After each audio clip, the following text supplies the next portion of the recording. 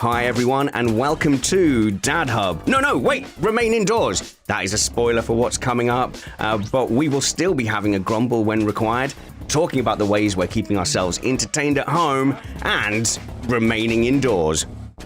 There we go, another intro gone hideously wrong, but it is somewhat of a Dad Hub reunion today. I'm your host, Richard Spanners Ready, and I'm joined by Matt Rumpets. Hello, Matt.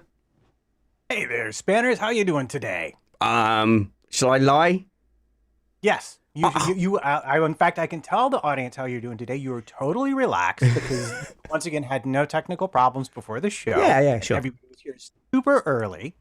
And best of all, we have one of our coolest and most awesome friends on the show. We do.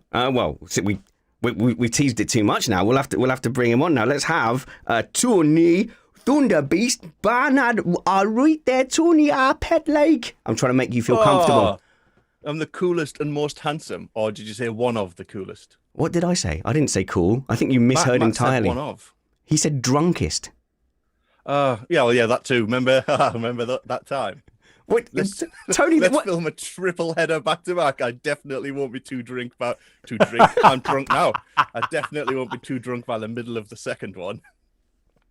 Oh, man, that's a memory and a half. I was just going to say that's kind of the difference between American English and British English. And British English, it's drunk, and American English, it's cool. Pretty much the same thing. Yeah, it's quite refreshing to know that your old podcasting buddies, after going from strength to strength, gaining fame and fortune, popularity and adulation from many, many fans, still have to come back, crawl into the old incompetent Tony podcaster to fill in a gap. Well, whilst me and Matt are trying desperately to pursue an immature and somewhat futile dream of international podcast stardom, you've been just like rising up the corporate ladder. Like you're like a proper, like you're the big boss man now. You're like, I need those hours in by Tuesday, Derek. Like, look, how am I meant to manage a 4-man team when you're scratching your butt all day? That's you now. I need those figures by 12 p.m. Yeah. Venus. And you're like, so we can... Venus, that's friends, isn't it? Yeah, look at you strolling in. I was here till 10 sorting out your mess. That's you now, T. I sold out to them. I'm now the master of time delay emails. Oh, look at that. Tony was sending emails out at 11 p.m. Yeah, that's me. Oh, man. Oh, that's probably... Sorry, mate, but I have put a lot into the old career. Yeah. I'm just really gutted that I couldn't stay on board with the Missed Apex. It was a lot of fun on those first few episodes. But then I said, I've got to travel for it. It was your fault. You got me that job. You knew a person who knew a person at a place. I was like, okay, yeah, I'll apply for that. So I got you a job where you are now, which meant that you were unable to do Sundays because you're having to travel down from Newcastle down to us in Stevenage. But me, Matt, and Tony, as you can tell by the familiarity in our voices, we used to podcast together on a somewhat disjointed, chaotic, but positive experience that was called Dad Hub Podcast. The beer episode was last week. I'm just going to put that in there. Oh, yeah. So rarity. I'm still drunk. You're drinking beer? That's not this week. I'm drinking Vimto this week. No, it was a bad experience to sit during the middle of a school day, have a beer, and then go do the school run. No, not my finest hour.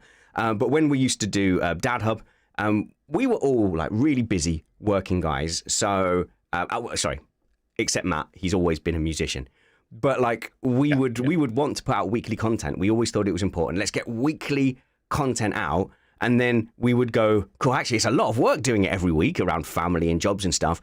Let's record 3 at a time. That won't lead to any loss of quality or like it doing our head in. So we recorded 3, and I swear you started with like half a bottle of cider, you know, that like 2-liter bottles of cider. And then at some point in the recording, I noticed that you had a very full bottle of cider again. I went, oh, no, this is his second bottle of cider during the day. And oh my gosh, like you're so lucky I'm a great editor, T. Yeah, let's get one in the bank. Let's get 1 or 2 in the bank. And then if anything happened, because we were being very prudent and we're like, yeah, this is really good. Oh, mate, it was so fun. It was the homebrew. It was back when I used to drink a lot of homebrew because the father-in-law got into it, into brewing. Yeah, I was going to ask that question. Was that the homebrew stuff? Because that's what I remember just absolutely doing you in. And you were not a small puppy. if you don't mind my saying so. He's a large and scary looking dude. Even less so now. Yeah. I was pounding the homebrew. I was leathered. It was so bad. And I was, do you remember? Oh, Spanners, I'm so sorry. I'm so sorry. I think I can pull it together for the third one. I think I can do it. And you were like, nah. We're gonna stop it right there, Tony. but that was our pub. You know, you and I, Tony. You know, we were young dads with little kids and getting no sleep, absolutely no opportunity to like go blow off steam playing golf or going out to a fancy party. So that was our pub in our early 30s, T, wasn't it? You know, that was our dad pub. Dad hub. Why didn't we call it dad pub instead of making it sound like a porn site? Oh, it's too late now. The project's dead, and you stitched me up so I can't podcast anymore except during working hours. Which, by the way, if anyone from work's watching, I'll make the hours up later. Flexible working from home. Because you're a big boss guy, and what are they going to do? What are they going to do? Report you? You'll end them. That's what you'll do. I am the law. So Tony, known as Thunder Beast, Tony Thunder Beast Barnard, he's my buddy from way back in our army days of training to be radar engineers, where although Tony competed fiercely, I did eventually best him by finishing top of that course. Yeah, when was that? 2002? Maybe 2001, 2002, something like that.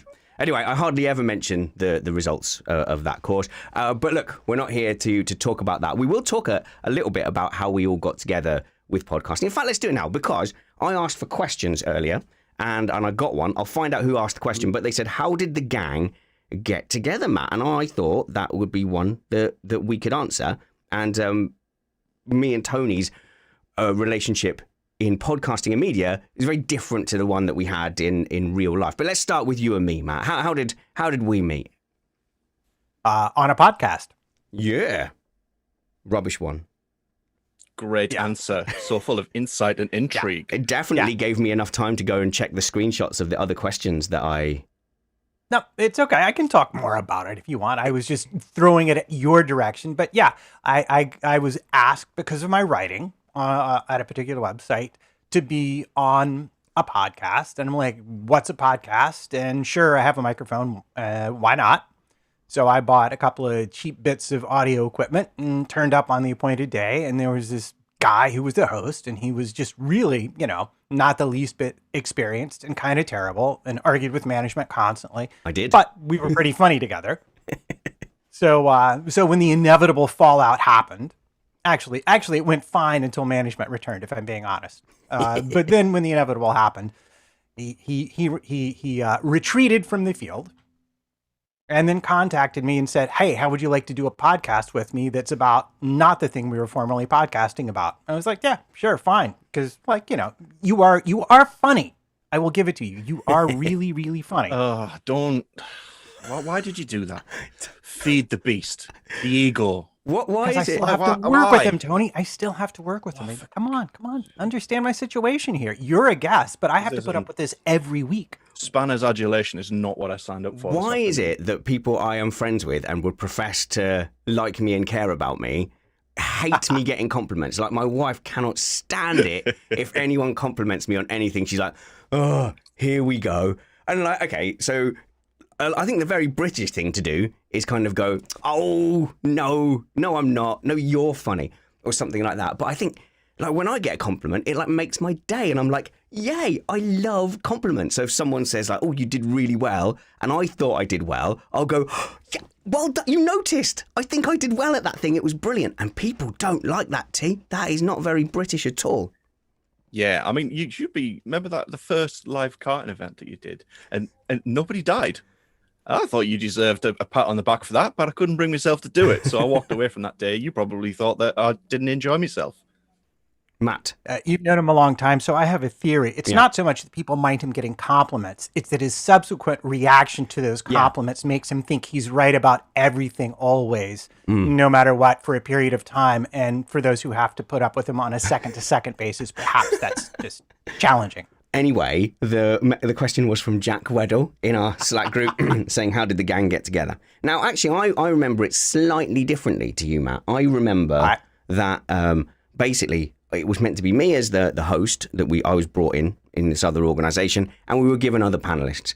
And over time, I figured that, you had actually researched stuff, you were well read, and crucially, you would talk for long enough that it would allow me to figure out what I was going to say next. So it was very useful. I found I could throw to you very easily.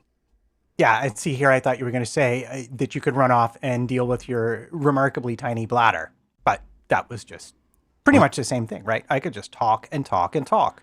Matt, Again, are we still? Oh, you two guys still doing the sizism thing again? exactly. Don't you remember that? I mean, did he not often have to go for bathroom breaks during our longer records? Or Okay, is that just me? right, that's because there was no live stream at the time, and I always saw those recordings as an opportunity to have a beer.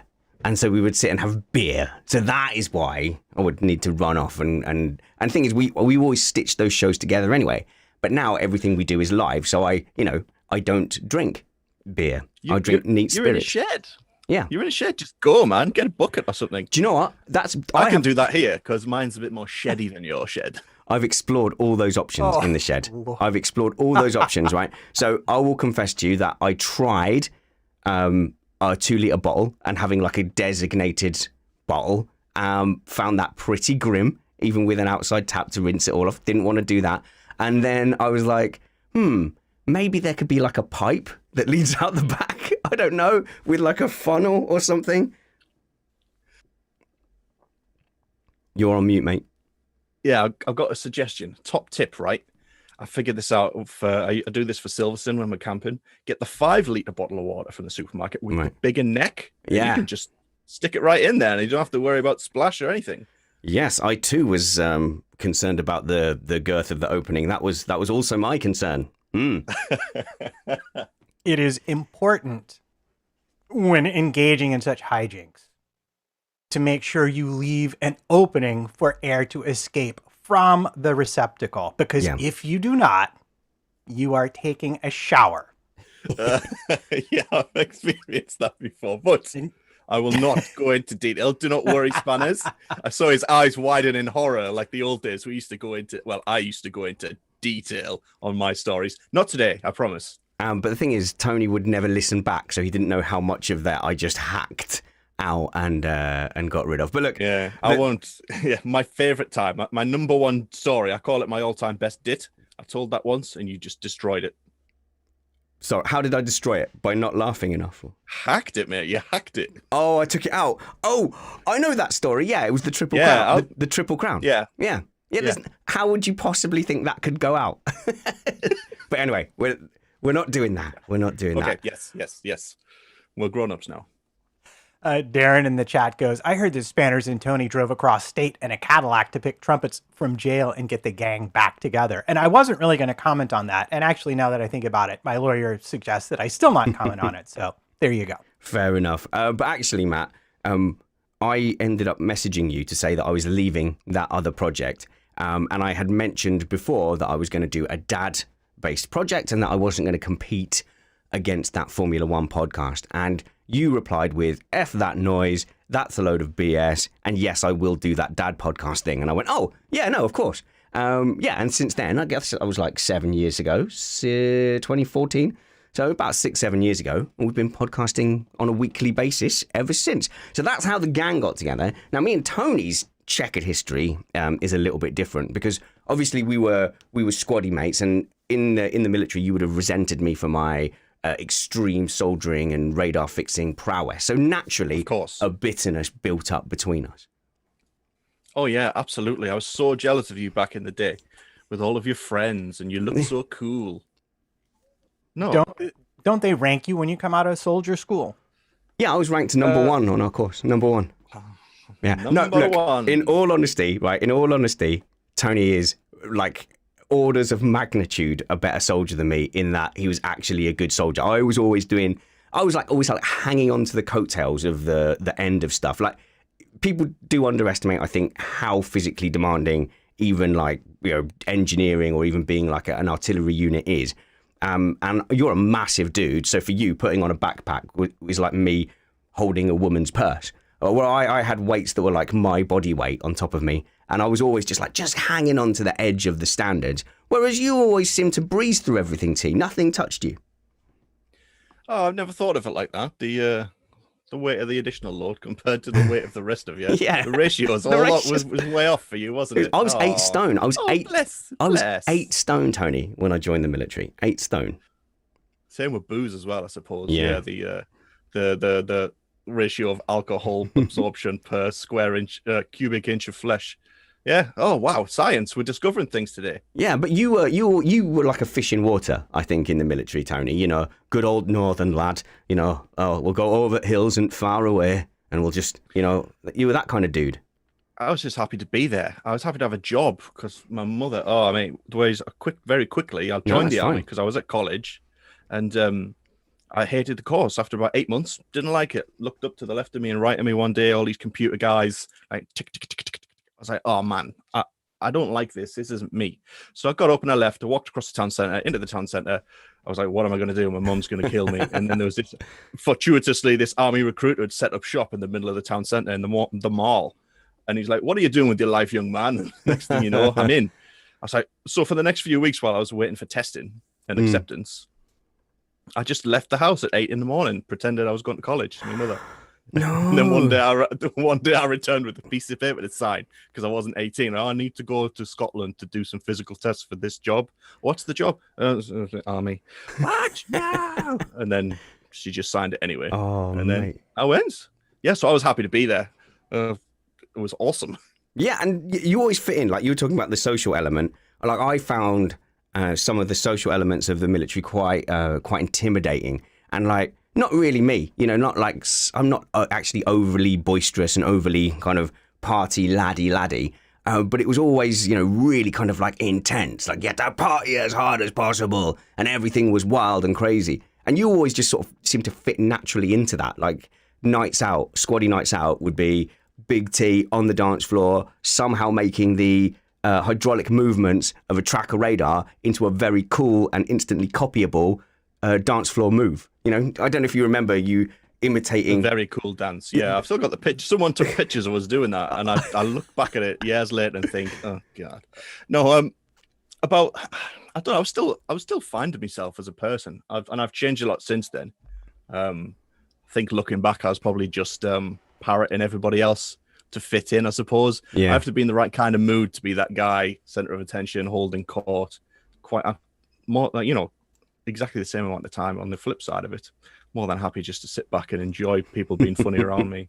And there was a lot of humor, and I think that's the main thing I would take out of that is that it was a lot of laughter, just like near constant stitches, whether it was over a stupid card game or like a horrific injury to someone, as long as it wasn't you.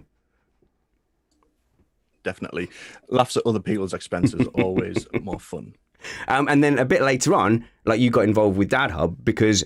I know we got back in touch on Facebook, didn't we? And I started like going, oh, we've got to talk about your shed in a second. Because, you know, I started going, you know, like, oh, we should hang out more. Let's play online games together. And I just remember like, oh, I know Tony well enough. And then we got on the online games, like playing Halo, ODST on headphones.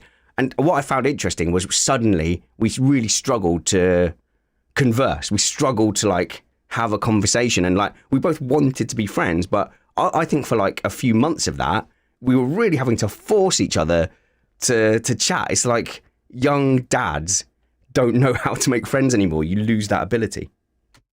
Yeah, I mean, thinking about it, back when we knew each other when we were youths in the army, I think our friendship could have been. I mean, if I'm being honest, was probably quite superficial. Yeah, sure. Young squaddy lads, everyone wants to be alpha or at least appear that way, and you wouldn't reveal as much as yourself as you would later when you're more comfortable expressing yourself. So we'd never had that kind of relationship, and then we started doing the gaming and stuff, and very, very slowly it started to come along. But yeah, and right now we're at a point where I can openly mock you in front of hundreds or maybe thousands of people, depending on how well this is going. Tens of people, Tony, tens. Literally several people. Excellent. And unlike most people, you've actually been to his domicile. Mm. That's how little friends you are. An honor reserved for so few individuals. You've been in the shed. Tony has been in this shed.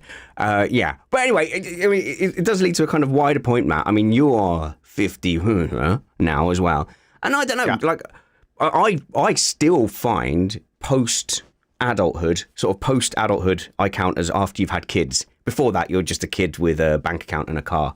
I don't know, since having kids, the whole rigmarole around making new friends has rarely seemed worth it, given what little time we've had.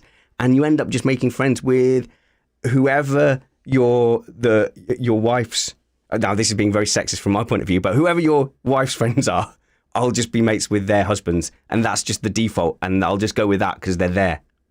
Yeah, well, it's very much, it just winds up who is in your immediate orbit is what I found. And you say ability. I don't think it's ability. I think it's just the possibility, like literally the time to go out and do the making friends activities that one would do when one was earlier. I mean, for me, most of the people I'm still friends with come from the music world because we worked together and we would spend hours after concerts and pubs together. And so you make those friendships when you're working. But once you have a kid to go home to, those kinds of extended hangs where you'll sit down and actually talk about stuff where you might find out, oh, I have enough in common with this person to be more than an acquaintance, to be a friend, that just evaporates. And yeah, you do. You're like, okay, who can I talk to in the parents group in the class my kid is in this year? Okay, you're my friend now. Yeah, exactly. Our wives get along, that'll do.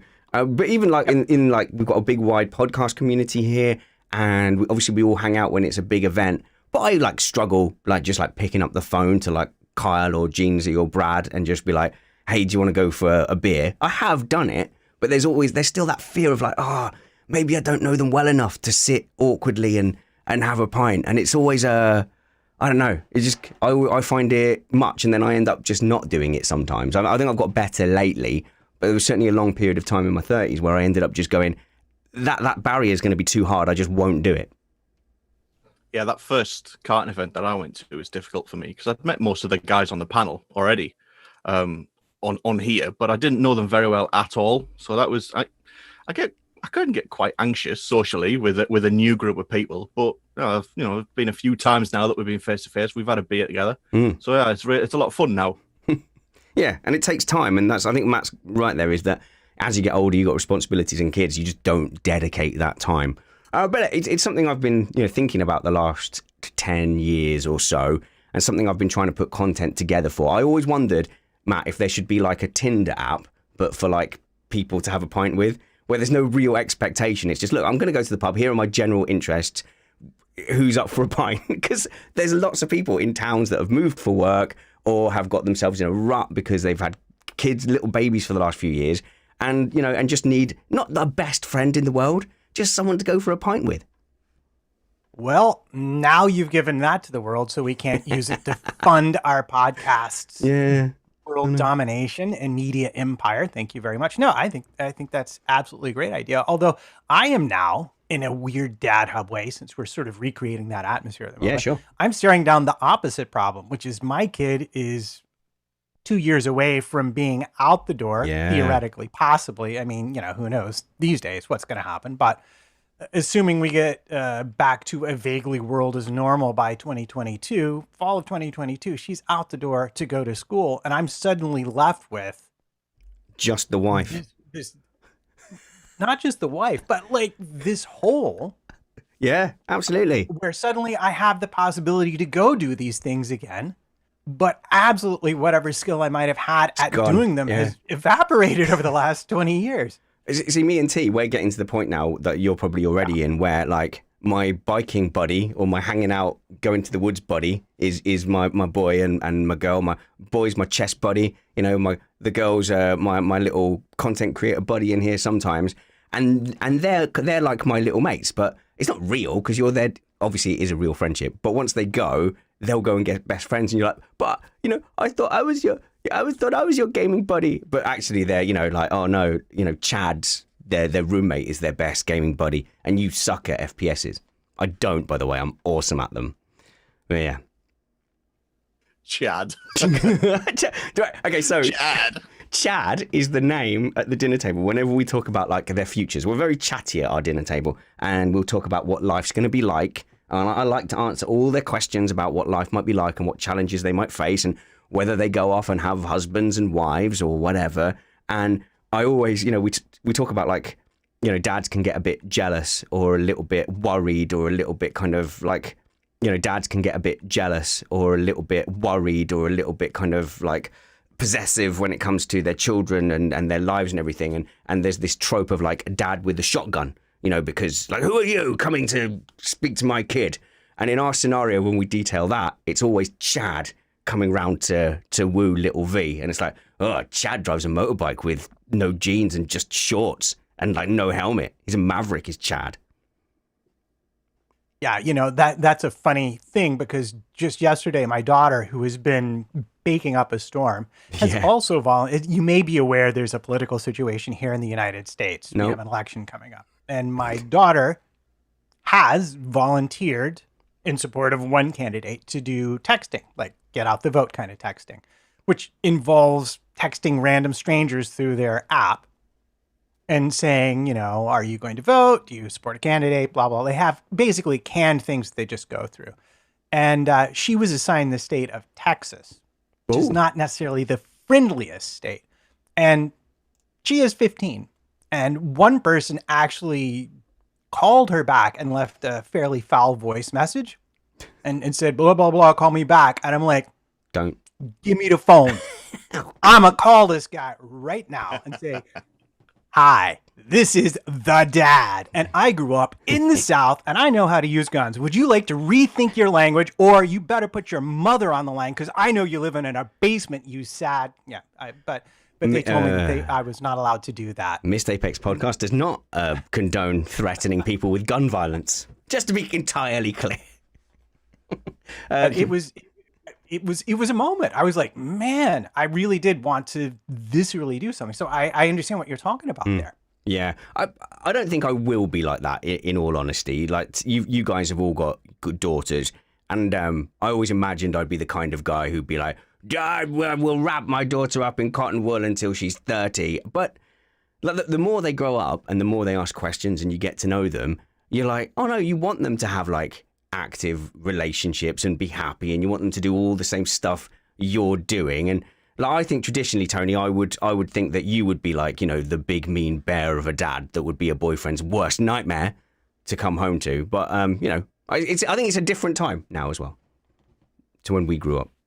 Yeah, I mean, thinking about things like that, that they do have to grow up, and have only just come to realize that that is the case. They do grow up. And we had a conversation the other day when you mentioned things about your lad and giving him some freedoms, because all too soon they're going to be going to senior school, and generally it's accepted that they should take themselves there and bring themselves back. Yep. And right now we're still holding the lad's hand to cross the road, and he's 9, so we're having to accelerate his growing up. So we're giving him little bits of freedoms, and with the girl, the middle girl, that's only just around the corner. She's only 18 months behind him. Yeah, it's scary. Yeah, well, when I was where you were with the kid, it was exactly the same, but it's weird. It's like, how when you watch them crawl, you're like, oh, now I can't wait for them to walk. It's like when they get to that age, like a relationship and that sort of stuff, you're like sort of the same thing. You're like, okay, this is like an important developmental step. I want to see it happen while they're still in the house. Yeah. To make sure that they learn how to deal with it appropriately, when I can still have a little bit of, oversight or at least input into it. So it will change. Trust me. So I'm with you, T. So my 10-year-old, instinctively, as we cross the road, I will still put my hand out and he'll still grab my hand and we'll still walk across the road because, I've got to usher him across the road. But then with the COVID restrictions, it's hard to get anywhere near the school entrance at the moment. It's just really difficult, and it's a huge mob.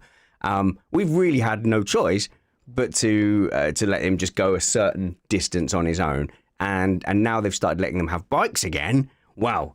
One of his best mates has started having a bike. So from me holding his hand to cross the road, like you say, Tony, like 2 weeks on, and he's now fully just cycling. He sets off from school with his helmet on, 10 years old, has to cross several roads, go under underpasses, navigate like throngs of people. And you go, whew, it feels like a big deal. But to him, he just turns up and he's like, hey, Dad. You go, how did that happen? Yeah, nuts. 30, 40 years ago. I mean, let's say 30 years ago, when I was 8. Yeah, so Yeah. 30 years ago when I was 8, different time. I used to go all over the place, 8, 9, 10 years old. I used to go around the corner, and I don't know if that was bad parenting or if that was accepted at the time, but yeah, we used to go all I over think the it place. was. Yeah, I think it was. And these days, I mean, I'm terrible for it. My wife too. We just don't want to let them go. They're a lot more mothered. Right. Enough Dad Hub for now. Social media. Guys, guess what I did this morning? No, yesterday. It was yesterday. I did it in a that's the wrong word. In like a flurry of, like I made the decision. Huh? Frenzy? No, it wasn't a frenzy. I suddenly went, I have blocked too many people on Twitter. I need to unblock everyone. So I went to, first I Googled how to unblock people on Twitter. And then I went to my Twitter account, found the bit and started clicking, okay, fine, unblock. It took me forever. And I'm talking like a solid 5-10 minutes of sitting there clicking through individual names, unblocking people.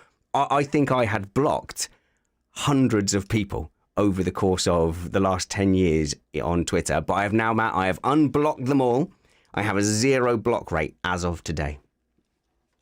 Wow, your Twitter feed's going to be so much fun, and you picked such a great time to do it. Yeah, because there was a little bit of a controversy, wasn't there, around Missed Apex and one of our regular contributors. But I don't think that'll be so much of an issue because a lot of these people I've blocked like a long time ago. But I think what I've come to realise is that blocking is seen as quite an insult. Like if you were to block me, Tony, I'd be like, how dare you? This is the end of our friendship and association. Never darken my shed again. So, I wouldn't block you. I would just ghost you and just stop replying until you got the hint. But I was just blocking people whenever they caused me stress. So if because I wasn't, always, putting myself out there doing podcasts or whatever, and I would message something or reply to something and people would just pick a fight. They would just jump on and pick a fight and you'd go, wow, you're a mean, horrible person. And so I would just block them and then they're gone. They're out of my life. It's like you would do that in the pub, wouldn't you, T? If someone was just being aggressive, you would just move tables. Yet somehow on social media, you're expected to have to just let them be stressed and stressy at you. I don't know. And it takes a real toll, even though it's virtual. That's all. Right. I've spent a lot of my time traveling for work. So, and so it's quite a lot of that, in various different places. I personally would probably move, yeah, but generally around where I am, you don't just move if someone's giving you grief in the pub. Someone's getting glassed. Yeah. Why I like... Yeah.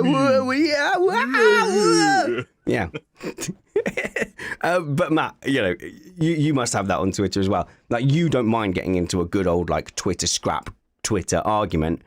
I desperately try not to because I think there's a...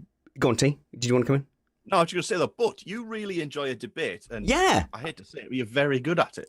Yes. So you enjoy a debate, but a lot of people can't handle a real debate and a line gets crossed and it turns to insulting. And I imagine that's when you start blocking people. I like a debate because I genuinely, in a debate that I'm really into, I always think that there is a chance that I'm going to come out of the other debate, at the end of the debate, agreeing with the person who is debating against me. Because in any good debate, if both people are being honest, there has to be a chance that you're wrong in that debate. But that doesn't stop you from presenting your case robustly, and then you can turn around at the end and go, oh no, it's probably in the middle, or it probably is what you said. All right, but never ever admit it on an F1 podcast. Ever. Never. Like Lance Stroll's amazing and yeah. he's going to be world champion. Oh mate, I said he was going to be world champion. I was the first person to say. That's why I was referencing that. I was the first person to say he's going to be a world champion, and now that he's doing quite well, and he's the number one driver at a top running team, and people are like, "Ha! See, what say you now?" Well, exactly the same thing I've been saying for the last 3 years. Yeah, I remember, mate. I remember it was what, a year, 2 years ago. It was, and I was just like, no, that's never going to happen. But now, it was when the Strolls bought the Force India team. That's when it really dawned on me that that he's not just buying his son a seat. They're here to dominate F1. But anyway, this is not F1. But in a Twitter debate, it's slightly different because I think there are people who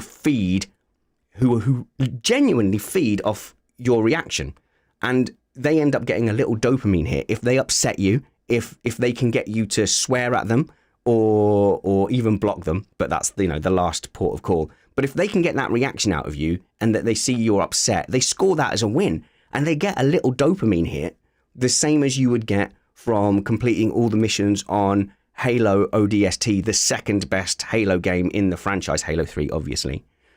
But they get a genuine dopamine hit from it. So then the next day they want to go back onto the internet, find another talking point, find another stress point, get somebody to be upset by their point, their reactionary thing, and they win. So they're literally feeding off of people's misery to cause stress. So that's why I was quite block happy, because I was like, right, you're not actually trying to make a point. You're not making a fair debate. There's no chance that you would ever be turned around on this because you don't actually care about the debate. You're trying to upset me and other commenters, and then when we get upset, you take that as a win.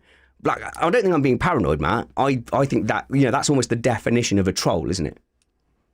Yeah, it's they feed off your emotional reaction, and they are trying to upset you. Yeah, and my favorite illustration of this comes from my old bike riding days. I rode with a guy who won the Killington stage race. I used to train with him, and we were riding up this stupidly steep hill, like 13-14% grade. It was like 13-14% for 200-300 meters, and then it leveled off, but you rode all the way up on top of this ridge. And as we were riding, this car comes right up behind us. We were riding single file.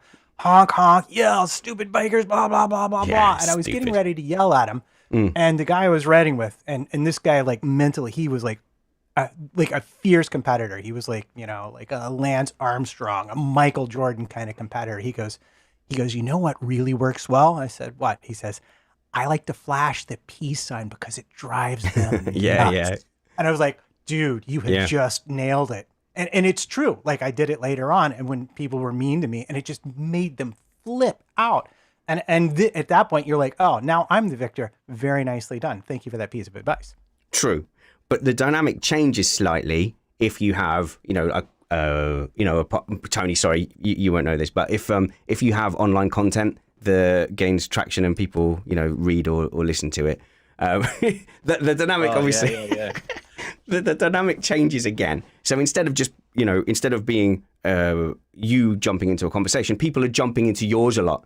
And then the negativity can rise up again. So to start with, because I'm just a dude in a shed, I'm not Steve Jones yet. My initial reaction was just to block everyone, just to keep that negativity away. But you can't go on like that forever if you intend to be somebody who is operating in the public space. So I thought, right, I'm going to be brave. I'm going to start again. I'm going to unblock everybody. And then when the Twitter vampires, as Sai in the chat room calls them, when the Twitter vampires come in, I'm going to flash the peace sign like you did, Matt. I'm going to try and keep it chill because they do get under me. And I think, Tony, you flash in the same way I do. Like, something can just squeeze its way into my ribs and make me go, oh, why I order? And then you end up just jabbing away at the keyboard and you go, that's not right. That's not me. That's not how I wanted to come across, but it's there.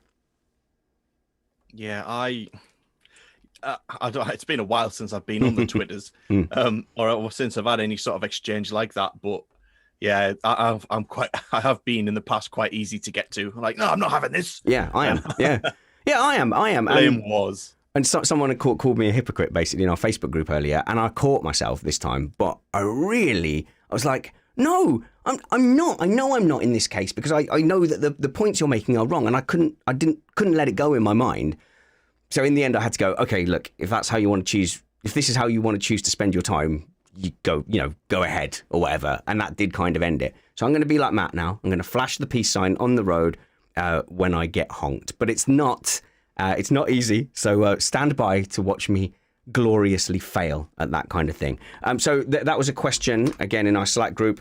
It was from, I think it's marriage. All right, Gene Z, calm down. That's very MAR. radio. We can hear like the papers rustling and everything. No, You that used was to yell my- at me about that on the first podcast. That's my pen dropping. That's the Formula One podcast where we were trying to do everything right. This was designed as our sandbox for us to be terrible, and we've so far lived up to that remit. Absolutely. Okay, so I think it's Marike, Marijke. So apology for that. I have a question. If it's not too personal and no fun, skip it. But when you get some bad news, have a bad day, or have something terrible happen on social media, what could have prompted that? What do you do to cheer yourself up? And what's your go-to thing to make you happy again? Do you have that, Tony? Do you have like a happy place where you go, right, I need to remove myself from the world? You know what? I don't know.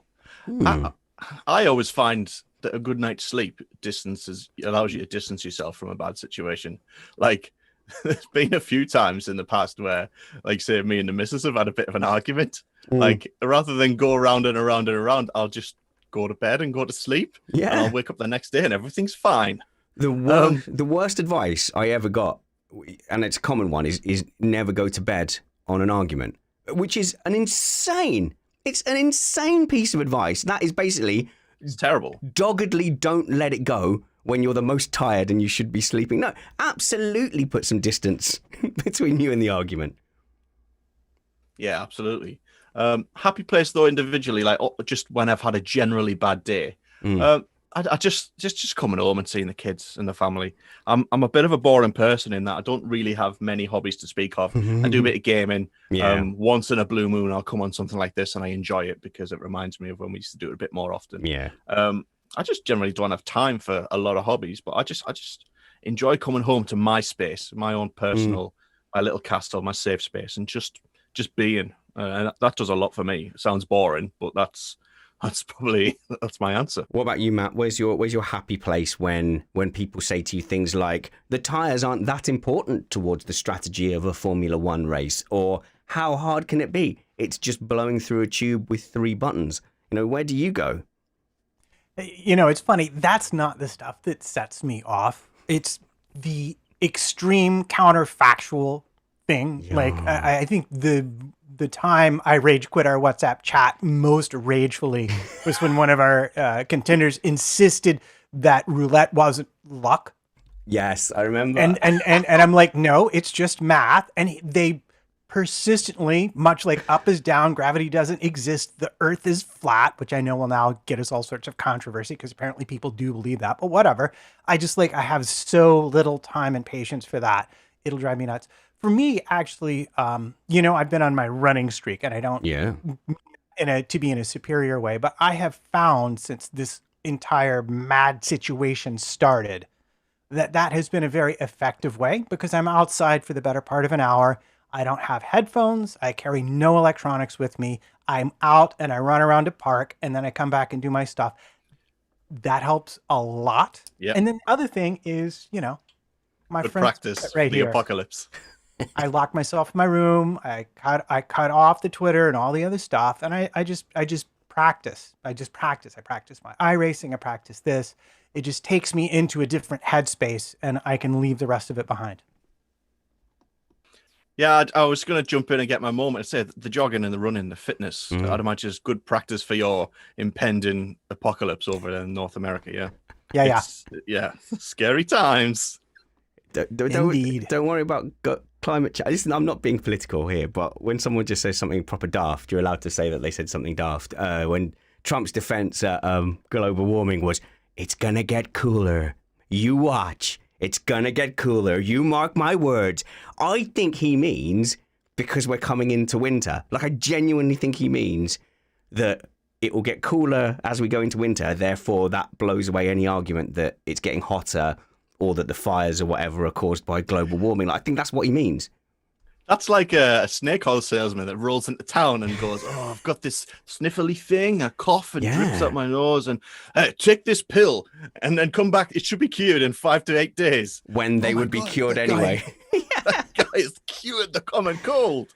That's it. I was talking to a vet about that, and people like taking homeopathy for their animals and stuff. And he said it's infuriating because they will like do like a surgery or give the pet medicine, and then when they say, yeah, I think it did well, like the client will go, well, what we were also giving them a homeopathic remedy at the same time, so it might have been the homeopathic remedy, which is literally just water, that did it. And he's sitting there as a vet going, no, I just cured your beloved pet using my special vet skills. But no, it's the magic water drops on sugar pills. But yeah, sorry to divert to politics a bit, but yeah, it was just really funny because does Donald Trump must think that the argument of global warming is that it's going to happen and then go on continuously forever, and that will also get rid of seasons. So like he thinks that the people who are saying there's climate change don't know about seasons, but he's sitting there like, they don't know about winter. I know about winter. I'll show them. I don't even think science knows. Oh my God, is that science? Yep, nope, science got a pretty good handle on it. But I don't know. That for me, that isn't even like politics. I guarantee you, if Barack Obama or who's my favourite recent British politician? Yeah, that's a tough one. If Barack Obama said that, who I thought was quite cool, I would be saying, what an idiot. That is a terrible, stupid thing to say. Where were we? Happy places. So my happy place isn't to go and listen to Donald Trump talking about climate change. For me, it's actually podcasts still. I still have podcasts that put me in a really happy place. Like, so if I've had a bad day and I'm going off to sleep, but like I struggle to go to sleep because I get bored. I get bored of going to sleep. Like that, that period between, I'm in bed, I'm relaxed, I can think of stuff, and then actually passing out and going to sleep. I find that to be painfully boring. So more often than not, I will have to stick a podcast in and listen to it. But my happy place is listening to like a science podcast, like The Skeptic's Guide to the Universe, or The Naked Scientist, something like that, and just disappear into that, or disappear into like a brainless computer game. Like at the moment, I'm into, because we've got the VR for the iRacing, I'm into a game called Onward, and it's you'd love it, T. Honestly, you'd love it. Next time you're down in this area, pop in into my bubble. You'd absolutely love it. It's VR, and can I find it? Right, I made a rig out of an old boom arm, and you can sit there, and it feels for all the world like you're holding a rifle, and that you're in a little kind of urban shooty zone. It's better than going to paintball, and that's my little safe space at the moment. That sounds awesome. It really does. Yeah, better than paintball. Anyway, I do love paintball. Do you like a bit of paintball, T? I mean, you're a bigger target than me, so a bit difficult for you, bit harder. Hey, I've only ever been once, and it was spoiled because the mask I got was so crummy that it was just fogged up instantly. So I just spent the entire session taking cover because I was blind. Never went again. There we go. So for the video people, there we go. This is my duct tape and boom arm rig that you put the controllers in, and then I can play shooty gun games. Yep, that's right. I'm a 40-year-old man that plays pretend shooty gun games with a duct tape and boom arm rig. Feeling very, very proud of myself. Well, at least you don't pretend race other people and take it seriously. No, I don't take it seriously. I do that, though. Right, Tony, your return to the COVID world, because you did a lot of work on furlough. You were discussing with me earlier how you'd kind of struggled with the new normal, as it were. Yeah, I've had to go back out and do some work probably over the last, let me think, 4, 5, about 9 weeks. I've been going out doing work. I'll not go into the details of it, but in general, social interactions with people, it's just strange. The teams I'm working with, it's a lot of the work is meeting new people, working with them for a week, 2, 3 weeks, and then saying goodbye to those people. I do training. I do some field sport stuff, so you meet people, and when you say hello, you don't shake your hands anymore. And I found that strange because we're British. British. We're supposed to shake hands. That's the polite and proper thing to do. And you don't want to seem rude. So then you say something like, "Oh, I'd shake your hand, but and then you feel like you're explaining yourself, but then at the same time, you sound a bit like a, and then saying goodbye to people, like people I've worked with for a while, in my teams. They're going away to new jobs, to new things, and you can't shake their hand and give them a hearty hug and a slap on the back. It's so weird. it's strange. I never thought, I didn't realize how much I'd missed touching people, and that could be taken many different ways. But yeah, We're taking that all touching of people. those ways, Tony. yeah. Yeah, I think you're either basically a hugger or you're not. My wife is not. So this has actually been no problem for her Yeah, at all. I'm not either. Yeah. But I am, and my daughter is. So it's like, it's been really weird for me when I see my close friends and like, just like you're saying, you're just like, yeah, wait, no, but, yeah, geez, man, this is a drag. That's pretty much what it comes down to. Yeah, I'm not a hugger at all. I've never liked it, and I guess it comes maybe from, it's influenced by your childhood relationships, isn't it? My dad was not a hugger either.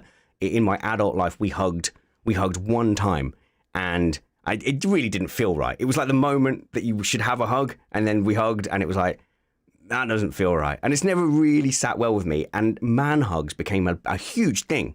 I did relatively recently, but there's now expected when you meet up with a group of your friends, you know, it's a big bear man hug. You're a man hug guy, Tony. You're a big man hug guy. But I've never liked tried it. that a few times on you, and you've not been having it. I You've like just it. gone rigid, gone stiff. That's like because- what's that animal that plays dead when it's in trouble? Yeah, that's You're just like that. Yeah, I don't like it. But also, like, you're a gigantic dude as well. Like, you're like big white guy size, and I'm like in between European size and like Southeast Asian size. So inevitably, you know, I'm motorboating you in our man hugs. Like, I'm right up in there. I'm all up in Especially your business. these days, you would be. Yeah. There's a lot of jiggle going on. It's not the worst hug I've ever had. I'm not complaining overly. I'm just saying I've never really been a big man hug guy. And also with women, it never used to be the case that women would come and cuddle you and give you a kiss on both cheeks and all that kind of stuff. You know, and when that started coming in, I wasn't particularly keen on it, and I've never sought that out. So when people don't do it, I'm like fine now. I'm completely fine. And the awkwardness of what not to do, I have just been going polite bow from a distance. Like, I've literally been saying polite bow from a distance to get the point across that I'm not going to come in for a hug or even attempt to or make any excuse. I'm just doing a small, I put my hand on under my sternum, just do a very small bow and explain audibly what I'm doing. That's what I'm going for. But a family member of my wife's, who I won't name, he's not taking any of the social distancing seriously and hasn't done at all. Came over, just started shaking everyone's hands, hugging everyone. No one got a choice. And then later on in the conversation, he's like, well, I ain't been doing none of that social distancing. I've been doing this, and this. Don't matter, does it? It's all right. I've been all right. Ooh. And I'm like, yeah, you might have said that to people before you like manhandled them or even like came into the room. That might have been nice. But they didn't. Good, T. I had a similar situation. A friend of a friend. I was working with a friend. He's a friend. Yeah, I work with him. A colleague who is a friend. Oh gosh, a friendly colleague. A friendly guy who colleague. knew a guy. You know. Anyway, yeah, he hadn't seen him for a while. He was meeting him. He said, "Do you want to come along?" I said, "Yes." We went and said hello, and then I'd met him once or twice before, and his hand shot out. It was so fast, and he grabbed my hand so tight and shaked it. Hang All on. right, who was that? What's fallen off? Jeansy, are you there? See, Max trying to preach earlier. Now he's dropped something from a great height. Go on. He jutted out his hand to you, Tony. Shot out, grabbed me, shook it, pulled me in, hugged me, and he went, "Oh, sod the COVID." And Oh, I was just no. like- Oh. and I just stood back and I was like, I know. I was, you know, when you really wish you'd have said something, but you were so stunned at the time. Mm. And then for the rest of that thing, I just had that my hand was out to the side until I could find some alcohol gel. Because he was just trying to be nice, but at the same time, I was like, dude, I don't even know where you've been. Well, okay, look, so there's a big proportion of, there's a scale. So there's the out and out, like, COVID deniers, and then there's the, yes, it exists, but it's no big deal. We can still get on with our lives kind of guys. But in most society, the default is, I think most people are taking this seriously and take COVID seriously. So the deniers, for want of a better word, will either generally keep it to themselves or they'll suddenly declare it, like in that case. And you go, well, I could sit here and argue, or I've got like a day to get on with as well, and I'm going to be in the same car as them or whatever. So, you don't want to sit and necessarily just start a point-for-point debate with that person. But I love the image of you, like, quarantining your own hand off to one side. I do like that. off like that. Yeah, on mute. It would be funnier if you weren't on mute. Yeah, I was on the mute, wasn't I? Oh, God damn it. I'm old and I'm out of practice. Yeah. I was terrible back then as well, I suppose. You were never a good podcaster. You were always just a friend we liked having around. Yeah, always just someone who was available to fill a gap. No, you were also someone who did a very good blog for a short period of time called A Dad's View. Is that right? It was called A Dad's View, wasn't it? Can't even remember. Oh, yeah, I can't something remember. like that. A dad's thing. Mm. Yeah, it was all right, wasn't it? Yeah, I liked for it. those several things that I did. All right, we're going to get out of here. Tony, thank you so much for your time, and thank you for joining us for exactly a lunch break's worth amount of time. Well, I think that covers you for your virtual clocking in, doesn't it?